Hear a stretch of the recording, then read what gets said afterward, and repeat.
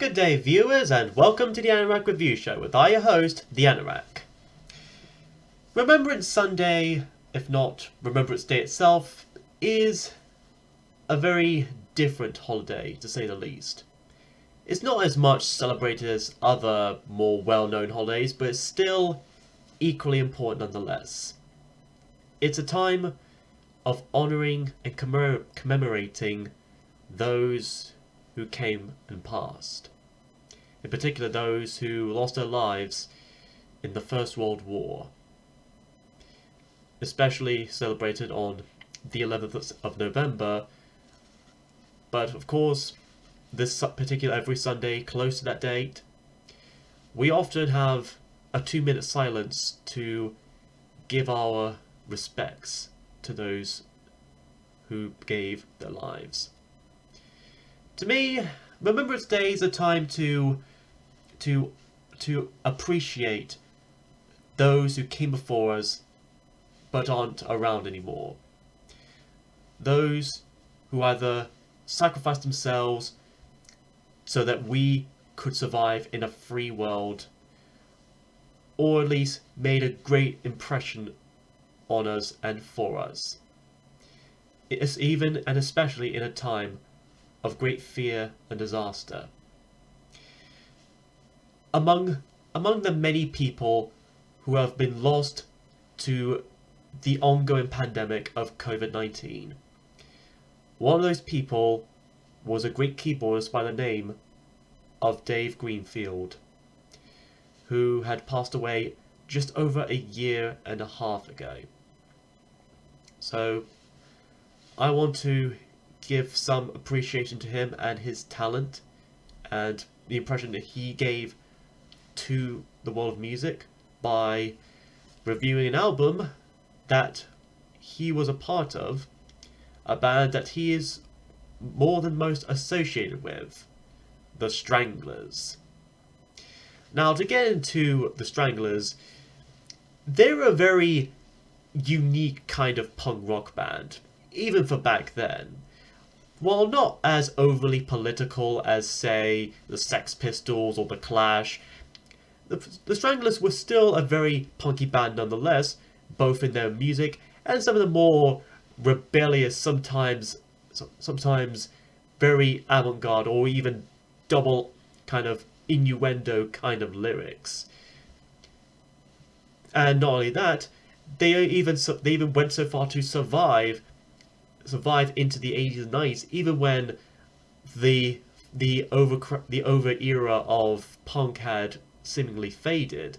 The Stranglers still moved on and still evolved into the very well-known new wave band that we know them today. We know them for songs such as Peaches, No More Heroes, and Little Strange Girl, just to name a few. Today, though, I want to talk about an album that is pretty much turning 40 this year, and I think it's pretty much one that kind of showed their evolution from a mostly punk band to a straight up synth pop new wave band. And that album happens to be simply called La Folie, French for the madness, a theme that we may come to notice across some of the songs in this album. And the cover itself is interesting to say the least, featuring the 4 members of the band, all gathered in a very cross-like position, and all their faces distorted by what seems to be a mixture of liquid and glass. I may not recognize each of the individual members, but it definitely does fit into the feeling, or at least gives a very visual representation of feeling mad, to say the least, as the title itself would go by.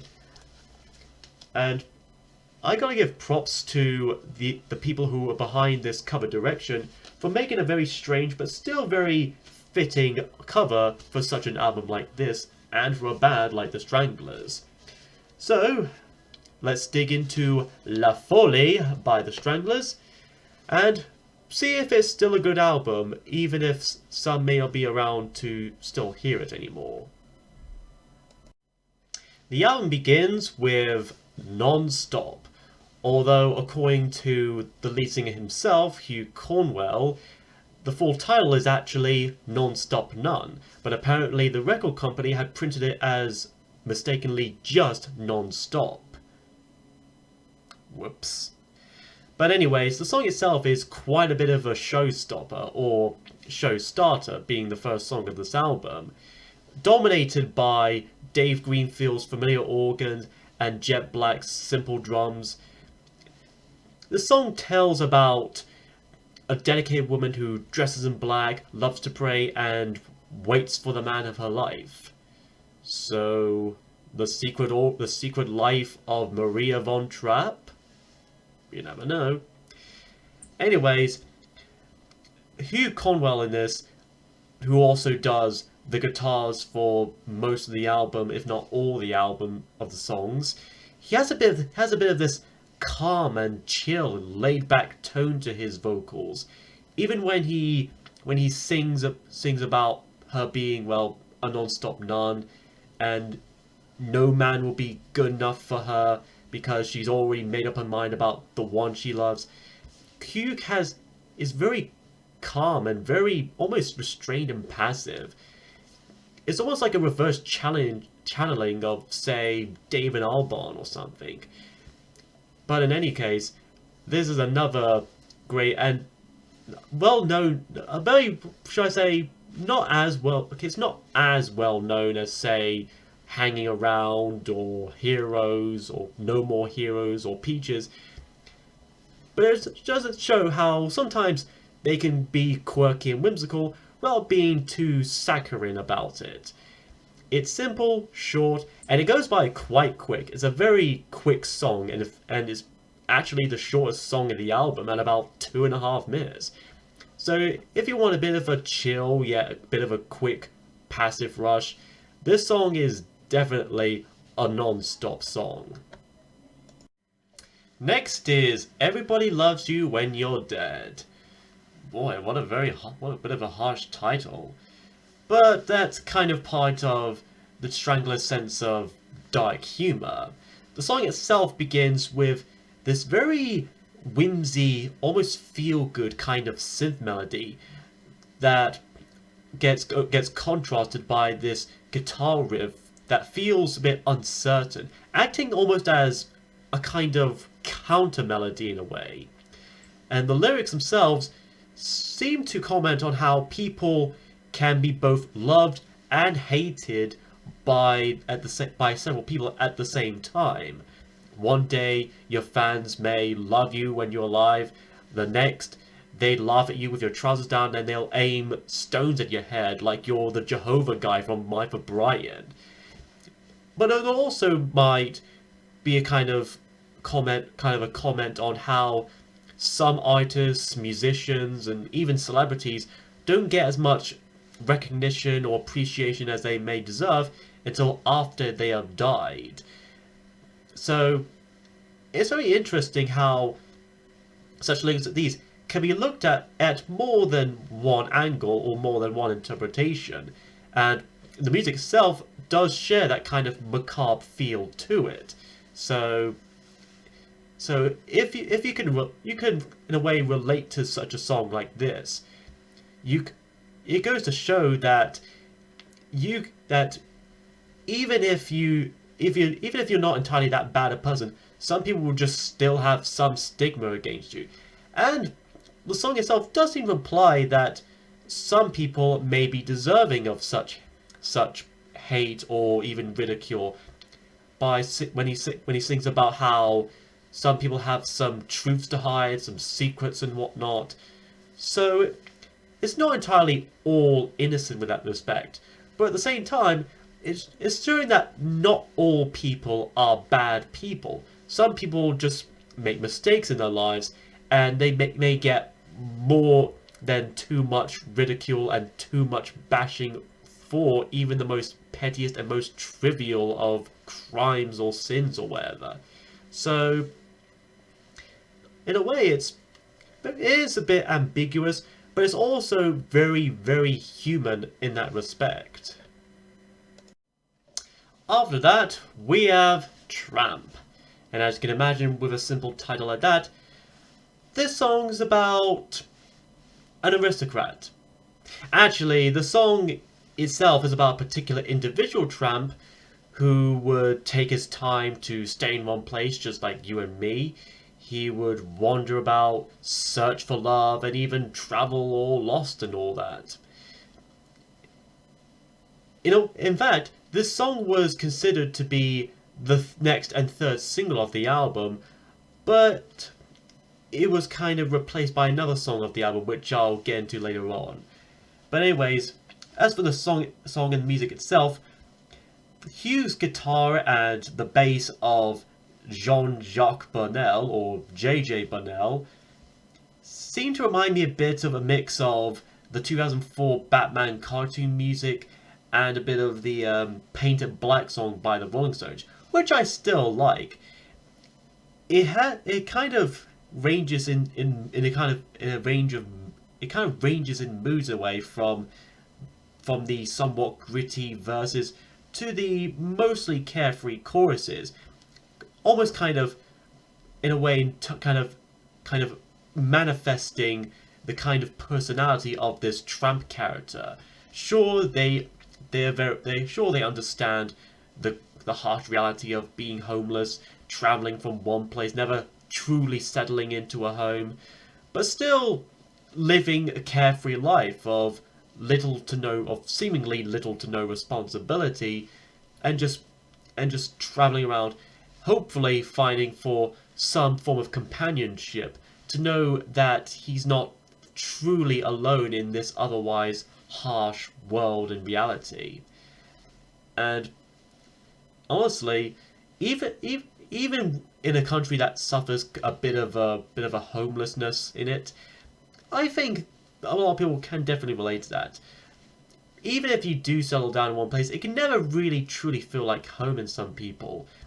So, especially when you constantly move, even within years apart, you never really feel like you have a good place to live in. You never have a good enough roof over your heads.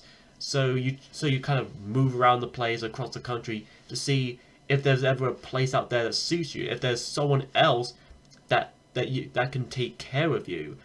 And honestly, it's honestly a good song that not only tells a story and also kind of manifests the personality of a character, but also kind of matches the kind of mood of the kind of situation such a character would be in. It's very, very, very clever songwriting if I ever heard and seen such. And like with the previous song before this is a song I can definitely love even when I'm dead. Then there's the next song, Let Me Introduce You to the Family. And boy is it something. With its rhythmic hi-hat centric beat, the surfy-like bass, the erratic guitar, and the jaunty organs. This is a deliciously bizarre song, and I like that. In this, Hugh pretty much gives us short yet straightforward descriptions about his family, his sister, his brother, mother, and father, and he repeats on and on how much he loves them. In fact, he speaks the phrase "I love the family" quite constantly across the song, and especially in this very interesting mix of delay and reverb. It's almost like Meet the Parents if said parents were Gomez and Morticia Adams. It is that awesome. In some way, considering how quickly the song itself goes by, in both the music and how quickly Hugh himself kind of sings the lyrics, one could easily interpret this as Hugh kind of almost being sarcastic and just only saying positive things about his family against his own will, as if they were probably the most terrible people one could ever imagine. And I kind of like that. I kind of like how this love that he speaks of is not a very true and genuine one, and he's only doing it to save his own skin.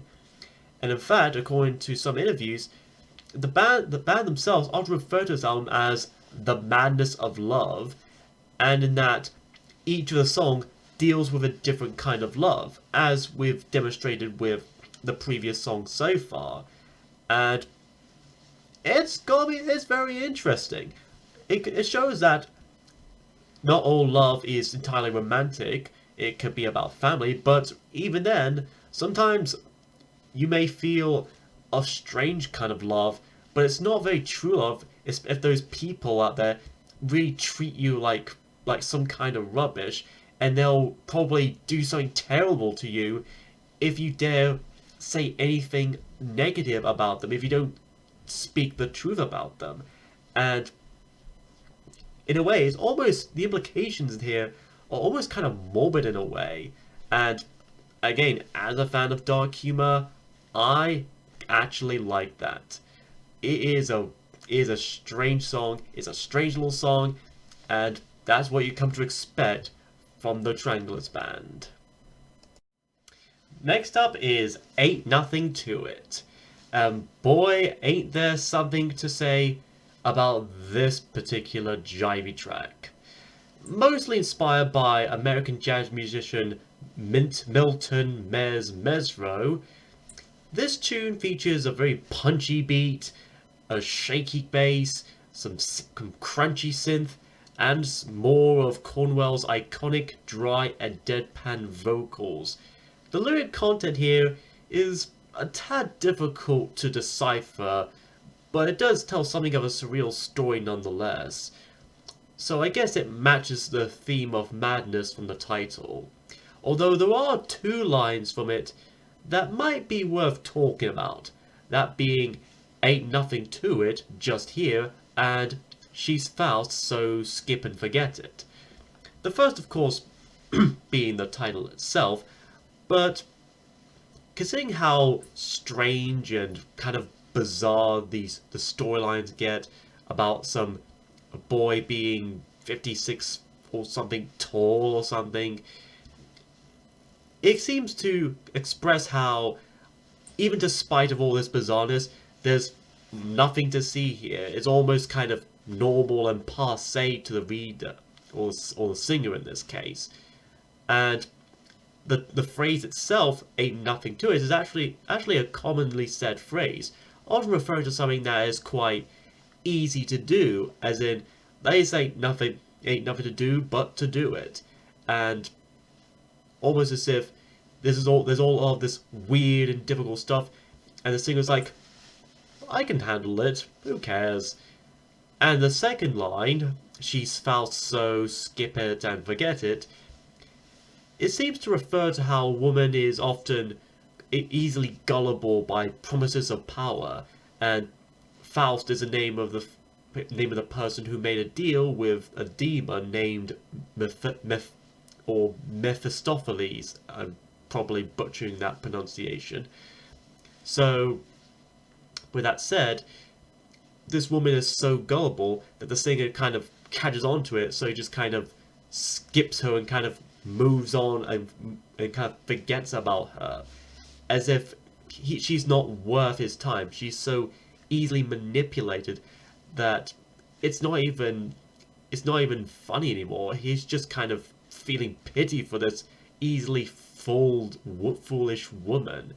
And honestly, it also still kind of adds to the themes of love in a way, as if you want to love someone, but they're just so shallow and narrow-minded that you just wonder if they're really all that worth it. And I honestly kind of like that. It's still some good music, and it's still a good song from the Stranglers. Side 1 ends with The Man They Love to Hate, and this is a bloody fantastic song to go out on for the first side of this record.